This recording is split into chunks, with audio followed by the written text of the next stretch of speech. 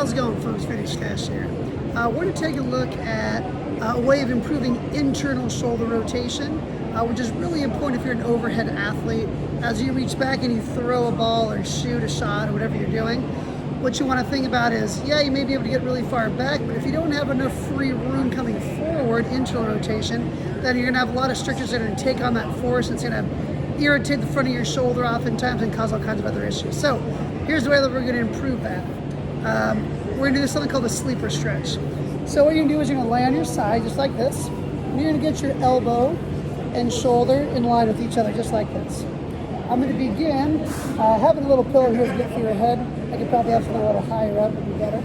So we're going to have that shoulder and elbow in line, so you're making like a 90-degree angle here. And what I'm going to do is I'm going to gently put my hand up against this arm, and I'm going to slowly put pressure, stretching this thing out. Here's the trick though, as you push forward on this, your shoulder's going to want to jump off the ground like this. So I want you to think about that shoulder being glued to the ground, not going anywhere. So if you think about your weight kind of sitting on top of it, that'll help you to keep that thing pinned down so that that shoulder isn't jumping out. So I keep the shoulder pinned down, and I'm going to gently lay my arm up here. Again, keep that elbow and shoulder in line. I'm going to feel a big stretch on the posterior part of the shoulder capsule there, the back side of the shoulder. So I keep that thing pinned down. I don't really care how your knees are, whatever's comfy is fine.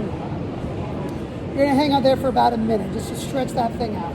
After that, when you get down to the end range, you're then going to push up against this, like the PAILs rails part of it. So I'm going to push up against this hand here. So I take a deep breath in, keep the shoulder down, and I'm rotating. I'm externally rotating this way with my arm bone. So I'm going to push against there, ramping up through 5 gears of tension for about 10 seconds. Hit the top gear, hang out there for 10 seconds. Then I'm going to move down a little bit further, then I'm going to reset. I'll give myself a little stretch, then I'll push up against it, over through that hold, about 20 seconds of work, and then I'll relax, go a little bit lower. And what you're going to find here as you do this is you're going to start getting more and more range that you can actively control.